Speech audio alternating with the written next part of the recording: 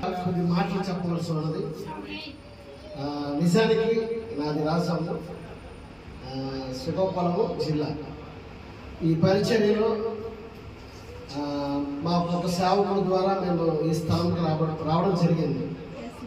నిజానికి ఇక్కడ ఉన్నారు సహోదరులు కూడా మా మధ్యలో ఉన్నారు. పరిచర్య వీళ్ళందరూ ఒక కుటుంబము. ఈ కుటుంబము ద్వారా పరిచర్య జరగాలని చెప్పి మేము ఎంతో ప్రయాసపడ్డాము. అందరూ ఒకే కుటుంబానికి సంబంధించిన వ్యక్తులు కలిసిమెలిసి పరిచర్య చేయాలని నేనైతే ఎంతో ప్రయాసపడ్డాను. నాకు మొదటగా పరిచయం అయిన తర్వాత నేను వాళ్ళకి చెప్పింది ఒకటే చెప్పాను. వాళ్ళ సహోదరులతో కానీ వాళ్ళతో కానీ నేను చెప్పిన ఇదే విషయం చెప్తున్నాను. ఏం చెప్పానంటే, మీరు ముగ్గురు అన్నదమ్ములు, మేము మామయ్య గారు ఒకరు, మీరు నలుగురు ఈ అపోస్తల ఒక పరిచర్యకి ఒక 4 స్తంభాలు లాంటివని చెప్పారు. ఈ 4 స్తంభాలు పర్ఫెక్ట్గా నిలబడితే ఈ మధ్యలో అనేక మంది వస్తారు, పరిచర్య జరుగుతుంది, అనేకమైన ఆత్మలు రక్షించబడతాయి. మనం పరిచర్య మీద దృష్టి పెట్టండి. దయచేసి ఎటువంటి మనస్పర్ధలు వచ్చినా సరే కూర్చొని మాట్లాడుకొని సరి చేసుకుని ప్రతి విషయంలో ముందుకు వెళ్ళండి. మీరు కలిసి అడుగేస్తూ ఉన్నారు కనుక పరిచర్య ప్రారంభించబడుతుంది కనుక కన్ఫర్మ్గా శత్రువు అనేది దాడి చేస్తారని చెప్పి నేను చెప్పేవాడు. ప్రతి ఒక్కరితో నేను అదే మాట చెప్పేవాడు.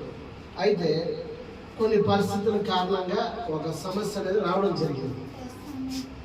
ఆ సమస్యతో నేను షార్ట్ కట్తో చెప్తున్నాను. చెప్పాల్సిన విషయం చాలా ఉన్నాయి కానీ మనకు సమయం లేదు. నేను నిజానికి నా సాక్ష్యాన్ని నేను చెప్పాల్సి ఉన్నది. గత కొన్ని సంవత్సరాల క్రితం కూడా నా సాక్ష్యాన్ని నేను చెప్తానని చెప్పి యూట్యూబ్లో పెట్టబోయి ఆగిపోయింది. మరలా ఇదివరకు కూడా గత నెలలో మన మధ్యలో ఈ చివరికాల మెసేజ్ ఒక పాస్టర్ గారు కూడా ఒక సాక్ష్యం చెప్పారు ధైర్యంగా. అంటే నేను కూడా ఆ విధంగా సాక్ష్యం చెప్పాలని ఒక ఉద్దేశంతో చెప్పి అప్లోడ్ చేసిన వీడియోని మరలా నేను ఆపిస్తాను. ఎందుకంటే బైబిల్ అనేది మనం చెప్పనవట్లేదు.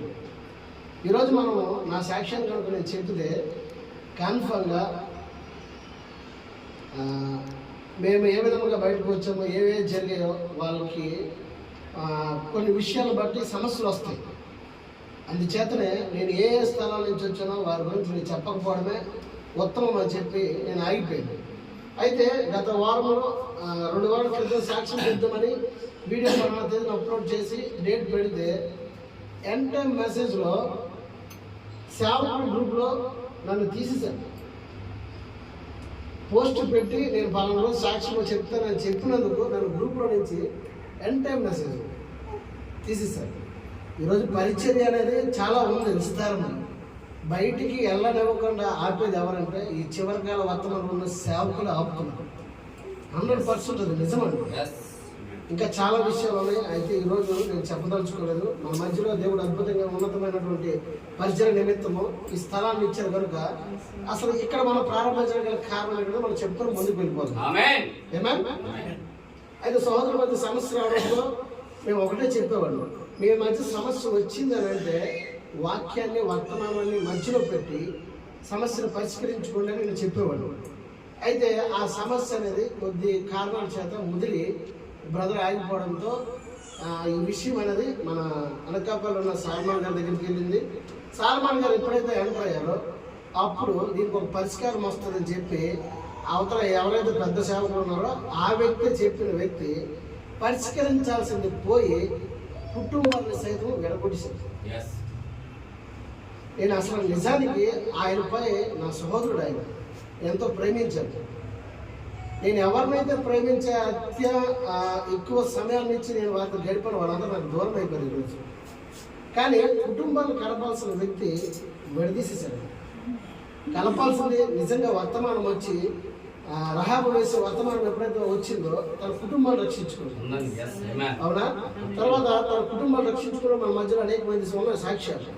ఈరోజు ఈ యొక్క కుటుంబాలు ఆరులో ఉన్న కుటుంబాలతో పరిచయం జరుగుతుంది. నేను ఆశపడితే పరిష్కరించాల్సిన వ్యక్తి ఏం చేశాడంటే ఎరగొట్టేశాడు. అది నాకు చాలా బాధ అనిపించింది. అయితే మన మధ్యలో సేవకులు వచ్చారు. అనకాపల్లి నుంచి ఆయన వచ్చి ఎంతో ప్రయాసపడి అందరినీ కట్టాలని ప్రయత్నం చేస్తే ఆయనని కూడా అవమానించి పంపించారు. చాలా బాధ అనిపించింది. నిజానికి ఈరోజు నేను ఇక్కడ ఈ స్థలంలో నిలబడి ఒక సేవకుడిగా మీ మధ్యలో ఉన్నానంటే ఒక విధముగా చెప్పాలంటే మా ప్రారంభానికి పునాది అనకాపల్లి స్వామి గారు.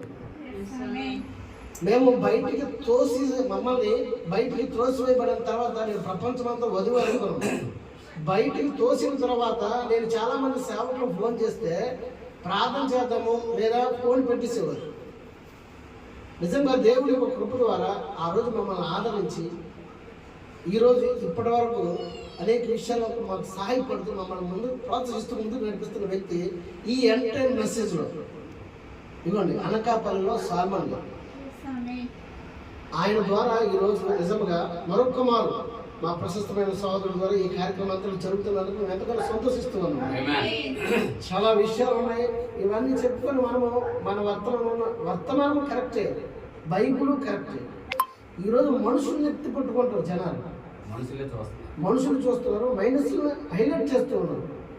మనుషుల మీద ఆధారపడి మనుషులు మోసుకున్నంత వరకు ఆ ముసుగులో ఉన్నంత వరకు ఎవరు మన బయటకు తీసుకురాలేదు. నిజంగా దేవుడి యొక్క ఉన్నతమైన పిలుపుని బట్టి నాకు ఒక పరిచయం ఉందని నేను అనుకోలేదు. కానీ నాకు పరిచయం చేయడం ఒక ఆశ, కోరిక. రోమన్ క్యాథలిక్లో ఉన్నప్పటి నుంచి కూడా నేను ఫాదర్ అవ్వాలనుకున్న వ్యక్తిని ఈరోజు ఈ మధ్యలో చివరికాల వర్తమానంలో సేవకుడిని నేను మధ్య నిలబడ్డాను. అది కూడా నిజంగా దేవుని కృప. అయితే ఈరోజు ఈ పరిచర్యలో మేము ఎక్కడ ప్రారంభించి ఇక్కడేదో మేము పోటీతో లేకపోతే అసూయతో ద్వేషంతో అయితే మాత్రం చేయట్లేదు. కేవలము ఏదైతే వర్తమానము వాక్యము ఉన్నదో దానిని ఇక్కడ స్థానికంగా ఎవరైతే ఉన్నారో ఆ వ్యక్తి ద్వారా పరిచర్య జరగాలని నేను పరిచయం చేసినప్పుడు నేను ఆయా ప్రాంతాలు అనేక ప్రాంతాలు తిరిగినప్పుడు నేను జిల్లేడు వలస ప్రాంతం తిరిగాను, తెలంగాణ వెళ్ళాను. ఆ ప్రాంతాల్లో ఏదైతే జిల్లేడు వలస వెళ్ళానో స్థానికంగా అక్కడ ఉన్న వాళ్ళ నుండి సేవకులు కావాలని ఆశపడ్డాను. నేను బైబిల్ చదువుతున్నప్పుడు పౌలు గారు ఆయా ప్రాంతాలు తిరిగినప్పుడు అక్కడ ఎవరైతే స్థానికంగా ఉంటారో వాళ్ళని యోగ్యమైన వాళ్ళని ఎన్నిక చేసేవాడు ఆయన.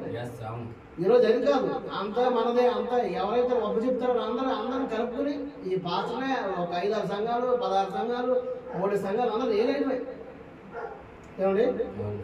తెలంగాణ విషయంలో కూడా సేమ్ అలాగే. నాకైతే తెలంగాణలో నాకు ఆఫర్ చేశారు, నాకు ఇల్లు కడతామన్నారు, మా పిల్లలు చదివిస్తానన్నారు, నాకున్న అప్పులు తీర్చేస్తానన్నారు, వచ్చిమని చెప్పారు. నేను ఒకటే చెప్పాను, అమ్మా నేను మనుషుల మీద ఆధారపడట్లేదు. దేవుడు నాకు ఒక పరిచయం ఇస్తే అది ఆయన ఎక్కడైతే ఇస్తే నేను అక్కడ చేస్తాను. ఒకవేళ ఇక్కడ ఎవరైతే యోగ్యులు ఉంటారో వాళ్ళు కన్ఫర్మ్గా నిలబడతారు. అందు నిమిత్తము నేను కన్ఫర్మ్గా మిమ్మల్ని ప్రోత్సహించే నిమిత్తము నేను వస్తానని వాళ్ళకి చెప్పి నెలలో కన్ఫర్మ్గా 4-5 సార్లు 3 సార్లు వెళ్ళేవాడు. ఆ పరిచర్యలో కూడా చూడండి, నిజంగా సహోదరుడు మన మధ్యలో లేరు, పౌలు బ్రదరు, డాక్టర్ జోసెఫ్ బ్రదరే పరిచయ నిమిత్తం నా ప్రయాణాల నిమిత్తం ఖర్చుకి ఇచ్చేవారు. స్థానికంగా ఉన్న సేవకులు కూడా ఏ ఒక్కరోజు కూడా డబ్బులు ఇచ్చి ఇల్లు అమ్మా అనేసి నన్ను పంపించింది లేదు. ఎంతసేపు ఆపడానికి తొక్కడానికి చూశాను. నేను ఒకటే చెప్పాను, అక్కడ నేను సేవకులు అవ్వడానికి వెళ్ళట్లేదు. అక్కడ పరిచయ నిమిత్తం మనం ప్రారంభించాం, వాళ్ళని బలపరిచి స్థిరపరిచి అక్కడ యోగ్యులను ఎవరైనా చూసి వాళ్ళకి అప్పగించాలని నేను చెప్పి నేను ఎంత చెప్పినప్పటికీ కూడా అది జరగలేదు. సరే, కొన్ని విషయాలు బట్టి అక్కడి నుంచి కూడా బయటకు రావడం జరిగింది. ఏది ఏమైనప్పటికీ కూడా ఇక్కడ దేవుని ఒక ఆత్మను సంపాదించే పరిచయం జరగాలని ఒక ఉద్దేశంతోనే ఈ సంఘాన్ని ప్రారంభిస్తున్నాను. దేవుని అందరూ దీవించుగా.